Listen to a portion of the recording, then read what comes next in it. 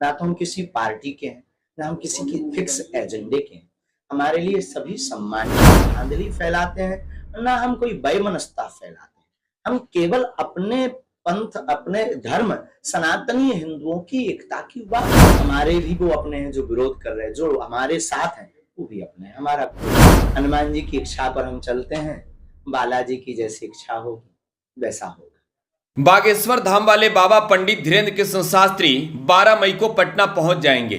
13 मई से 17 मई तक राजधानी पटना से सटे नौबतपुर के तरेत पाली मठ पर बागेश्वर धाम वाले बाबा हनुमंत कथा कहेंगे। एक दिन दिव्य दरबार भी लगेगी। प्रत्येक दिन 3 लाख के करीब लोग बाबा बागेश्वर धाम वाले पंडित धीरेन्द्र कृष्ण शास्त्री का कथा सुनने पहुंचने वाले हैं। 20 लाख लोगों की भीड़ पहुंचेगी बाबा के दिव्य दरबार में। लेकिन बाबा पटना पहुंचे इससे पहले बिहार में बयानबाजी हो रही है। कोई कह रहा है कि बागेश्वर धाम वाले बाबा अगर बिहार में आकर हिंदू मुसलमान करेंगे तो विरोध करेंगे, तो कोई कह रहा है कि किस्माई के लाल में दम है कि बागेश्वर धाम वाले बाबा को बिहार आने से रोक दे। कोई ये कह रहा है कि बिहार में सरकार किसकी है ये सब जान रहे हैं, तो कोई ये कह रहा है कि बिहार किसी की बपौती हो रही है। लेकिन इन सबके बीच बागेश्वर धाम वाले बाबा पंडित धीरेन्द्र कृष्ण शास्त्री 12 मई को पटना पहुंच जाएंगे। पटना में वो कहां रहेंगे, इस चीज को लेकर फिलहाल रणनीति बन रही है। होटल मौर्या से लेकर कई होटलों तक को इस बात को लेकर खाली रखा गया है कि बागेश्वर धाम वाले बाबा जिस दिन आएंगे उस दिन होटल की बुकिंग नहीं हो। बागेश्वर धाम वाले बाबा पटना पहुंचे इससे पहले जिस तरीके से बयानबाजी हो रही है, ऐसा लग रहा है कि बाबा बागेश्वर धाम से बिहार में महायुद्ध करने आ रहे हैं। लेकिन इस बीच बागेश्वर धाम वाले पंडित धीरेन्द्र कृष्ण शास्त्री ने मुंबई में बड़ी बात कह दी है। महाराष्ट्र में बाबा कथा कहने पहुंचे थे और इसके बाद जब वो पत्रकारों से बातचीत कर रहे थे तो बागेश्वर धाम वाले बाबा पंडित धीरेन्द्र कृष्ण शास्त्री के सामने ये सवाल रखा गया कि आपका विरोध भी हो रहा है। बागेश्वर धाम वाले बाबा पंडित धीरेन्द्र कृष्ण शास्त्री ने जो कहा है पहले आप वो सुनिए। और एवं कथा संबंधी अपने प्रश्नों को, भावों को आप रखिए। हम अपनी पूर्ण कोशिश करेंगे आपके प्रश्नों के जवाब में, परंतु राजनीतिक ना पूछना, ना कोई खींचातानी वाला राजनीति का हम पढ़ पाते। बाबा जी राजनीतिक नहीं है, कर्नाटक में बजरंगबली का विरोध हो रहा है, हम सब भक्त हैं, आप भी भक्त हैं, उसको लेकर क्या करेंगे? हनुमान जी के विरोध या संतों का विरोध, भगवान का विरोध करने का अधिकार है। किसी भी भगवान, कोई किसी भी पंथ के भगवान का विरोध करने का अधिकार ना तो इस पूरी दुनिया में है, ना हो सकता, ना भारत में किसी भी व्यक्ति को है। अपनी अपनी निजी आस्था है, अपनी निजी आस्था के आधार पर अपने अपने इष्ट के प्रति समर्पित रहना चाहिए। ये हमारा दुर्भाग्य है कि जो हनुमान जी का विरोध अगर कोई कर रहा, ये देश का और हमारा दुर्भाग्य है जो ऐसे लोग यहाँ। आप हिंदुत्व की बात करते हैं बाबा जी, केरल एक फिल्म आई है केरला स्टोरी के जी, उसमें हिंदू लड़कियों को कैसे फंसाकर उन्हें IAS आते। देखिए, केरल स्टोरी के जो निर्माता है उन्होंने दावा भी किया है कि ये 3 लड़कियों की कहानी सत्य है। तो अगर ये यथार्थ पर फिल्म बनी, आई सपोर्ट, और हम यही कहेंगे कि सत्य का उजागर होना ही चाहिए। सच्चाई एक ना एक दिन निकल कर आती ही है। वर्तमान में प्रत्येक सनातनी हिंदू सत्य को प्रस्तुत कर रहा है और लव जिहाद के विषय पर हम आपसे यही प्रार्थना करेंगे, हमारी बहन बेटियों को अब जगना चाहिए। हमने एक बात बोली थी, तेल का कनिस्तर होता है, उसमें हाथ डाल दीजिए, फिर तिल के बोरा में हाथ डालिए, जितने तिल आपके हाथ में छप जाएं, इतनी बार भी कोई दूसरे मजहब या पंथ का व्यक्ति सौगंध खाए तब भी एक तिल बराबर भरोसा नहीं करना। बाबा जी, लव जिहाद के बाद लैंड जिहाद का भी मुद्दा बहुत, लैंड जिहाद का भी मुद्दा भी आगे आ रहा है। पहले से हमें समझाओ, हम इससे जमीन कब्जा करना, उस पे मदरसा बना देना, मजार बना देना, दुर्भाग्य है। ये हमारे आपके देखते हुए हो रहा है, ये दुर्भाग्य। बाबा जी, आपका कथा वाचन का कार्यक्रम जो है ये सब चलता रहता है। देखिए, ये सब राजनीतिक विषय बनाने की कोशिश की जाती है, लेकिन हम सबके हैं, जो भी हमारे पास आएगा हम सबका स्वागत करेंगे। ना तो हम किसी पार्टी के हैं, ना हम किसी की फिक्स एजेंडे के हैं। हमारे लिए सभी सम्मानीय हैं, ना हम कोई धांधली फैलाते हैं, ना हम कोई वैमनस्यता फैलाते हैं।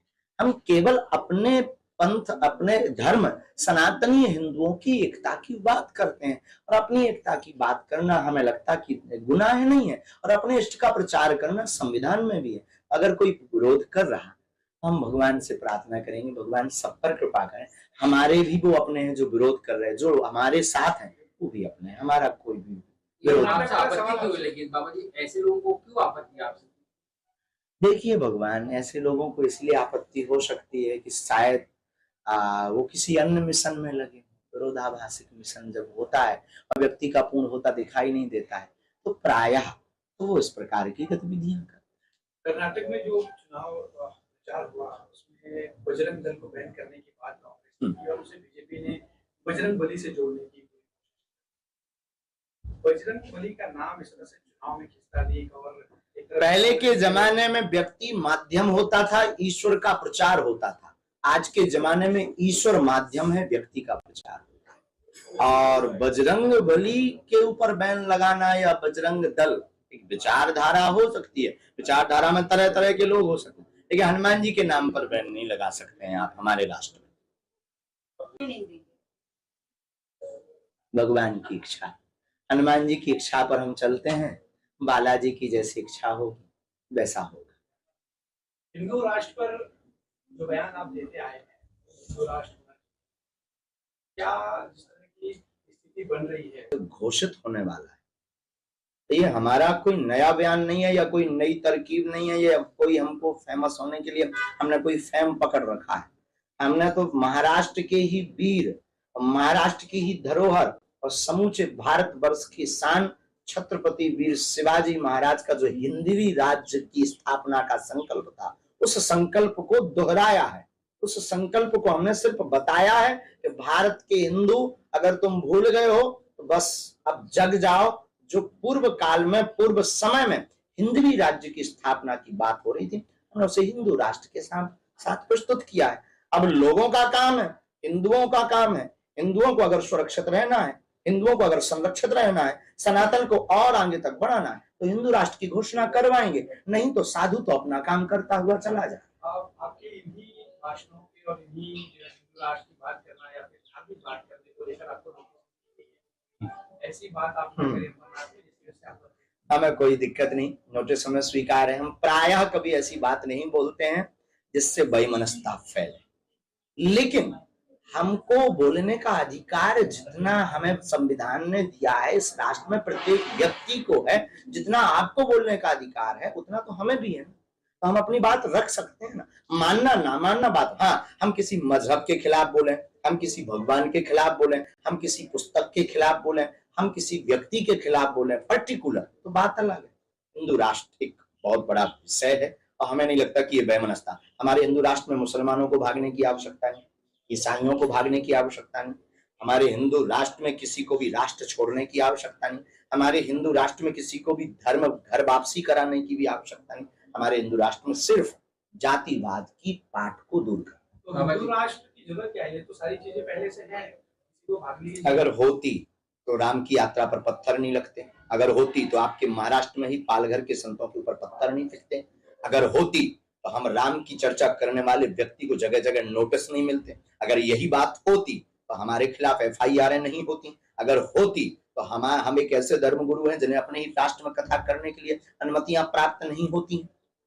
फिर आप ये कैसे कल्पना करेंगे कि ये हिंदू राष्ट्र है घोषित हो जाए, तो हमें लगता है राम की ऊपर पत्थर नहीं फेंके। इस तरह तो आप पंडित धीरेंद्र कृष्ण शास्त्री को आप सुन रहे थे। उन्होंने साफ तौर पर कहा कि जो लोग विरोध कर रहे हैं और जो लोग हमारे पक्ष में हैं, सब हमारे अपने हैं। जो स्वागत करेंगे वो भी, जो विरोध करेंगे वो भी। हम तो हनुमान जी की कृपा से चलते हैं, कथा कहते हैं। इतना ही नहीं, बागेश्वर धाम वाले बाबा ने यह भी कह दिया है कि हम किसी भी तरह की बेईमानी करने, वैमनस्य फैलाने, किसी भी तरह का माहौल बिगाड़ने नहीं आ रहे हैं, बल्कि हम तो कथा कहने आ रहे हैं, सनातन की बात करेंगे ही।